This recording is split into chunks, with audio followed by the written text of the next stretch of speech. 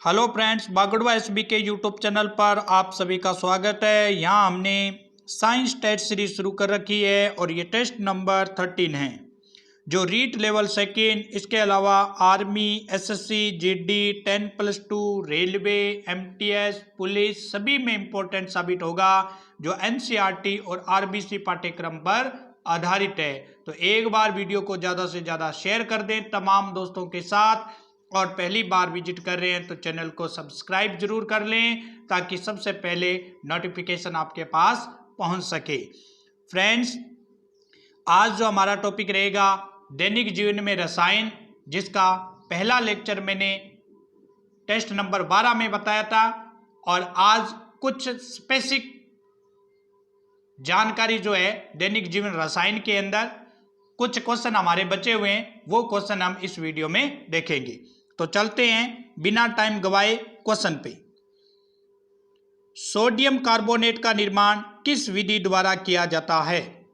तो sodium carbonate का जो निर्माण है फ्रेंड्स, जिस विधि द्वारा किया जाता है वो है साल्वे विधि।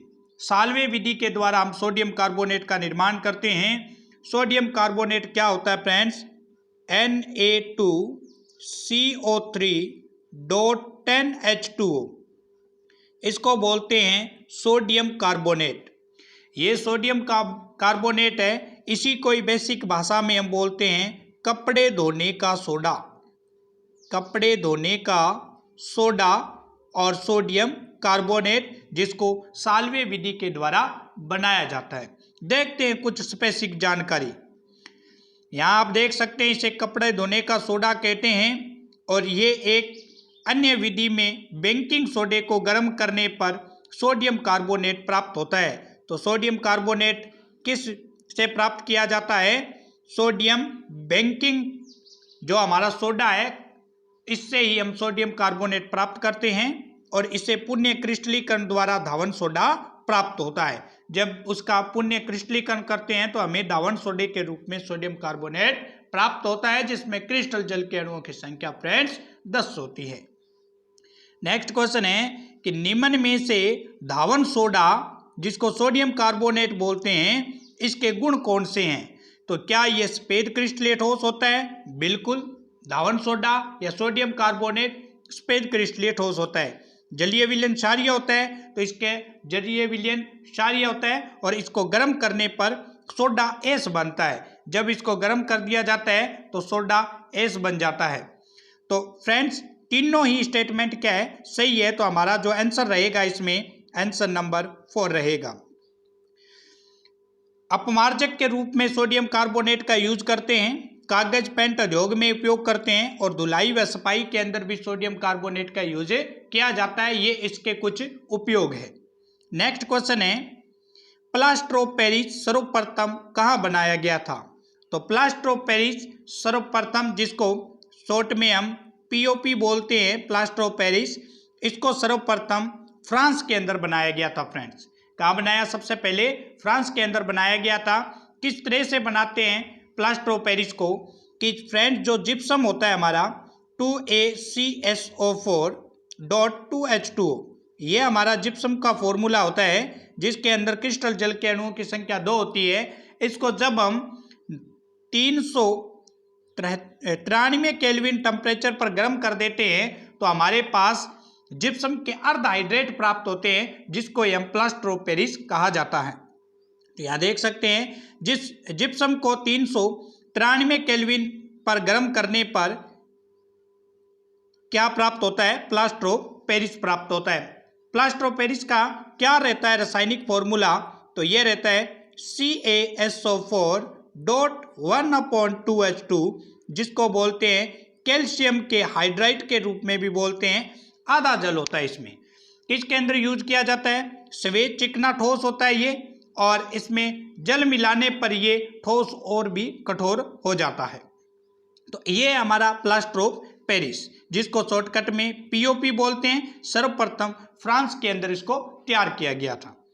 टूटी हुई हड्डियों को जोड़ने के लिए किसका उपयोग किया जाता है? तो फ्रेंड्स, आपने देखा होगा, किसी व्यक्ति की हड्डियां टूट जाती है तो उस पर सफेद कलर कर दिया जाता है, जिसको हम बोलते हैं कि इसकी हड्डी है वो जुड़ने के लिए रेडी हो रही है, तो उसको हम प्लास्टर ऑफ पेरिस ही बोलते हैं। जो वो सफेद कलर आप देखते हैं किसी भी हाथ या पैर पर जो पट्टा बंधा होता है सफेद, वो क्या होता है, प्लास्टर ऑफ पेरिस होता है।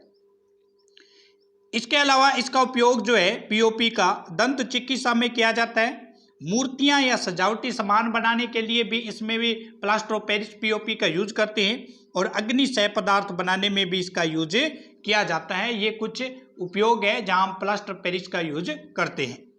नेक्स्ट है, उच्च वसीय अम्ल के साथ किसको मिलाने से साबुन प्राप्त होती है? तो उच्च वसीय अम्ल के साथ जब हम सोडियम हाइड्रोक्साइड मिलाते हैं NaOH, तो हमें क्या मिलता है, साबुन प्राप्त होती है। और साबुन जब बनता है फ्रेंड, तो सह उत्पाद के रूप में क्या निकलता है, ग्लिसरॉल निकलता है। ये अच्छी तरह से ध्यान रखें, जब भी हम साबुन का निर्माण करते हैं उच्च वसीय अम्ल के साथ सोडियम हाइड्रोक्साइड मिलाकर, तो सह उत्पाद के रूप में ग्लिसरॉल प्राप्त होता है। इस क्रिया से प्राप्त साबुन सोडियम क्लोराइड मिलाने से प्राप्त होता है। जैसे ही हमने साबुन प्राप्त किया, उस साबुन के बाद उसमें सोडियम क्लोराइड मिला देते हैं और उसके बाद हमें साबुन प्राप्त होता है। ठीक है। नेक्स्ट है क्वेश्चन, कैल्शियम व मैग्नीशियम लवण की जल के साथ क्रिया कैसी होती है? तो फ्रेंड्स, जो कैल्शियम होता है, कैल्शियम आयन और मैग्नीशियम के आयन, ये क्या होते हैं, इनकी जल के साथ अघुलनशील क्रिया होती है। घुलनशील नहीं होते, अघुलनशील होते हैं। यही कारण होता है कि साबुन जो होती है कठोर जल के अंदर कपड़े सफाई से नहीं धो सकती है। यहाँ आप देख सकते हैं, कठोर जल में कैल्शियम व मैग्नीशियम आयन होते हैं जो साबुन के अणु में से सोडियम आयन को प्रतिस्थापित कर देते हैं। साबुन के अणु में कौन सा आयन होता है, सोडियम का आयन होता है। जो कठोर जल के अंदर क्या होते हैं, कैल्शियम और मैग्नीशियम के आयन होते हैं, और वो साबुन में से सोडियम के आयन को प्रतिस्थापित कर देते हैं, जिससे कि साबुन अच्छी तरह से कठोर जल में कपड़े नहीं धो सकती है। नेक्स्ट क्वेश्चन है इंपॉर्टेंट क्वेश्चन, क्या कारण होता है कि अपमार्जक कठोर जल में कपड़े अच्छे प्रकार से सफाई से धो सकते हैं? क्या कारण होता है?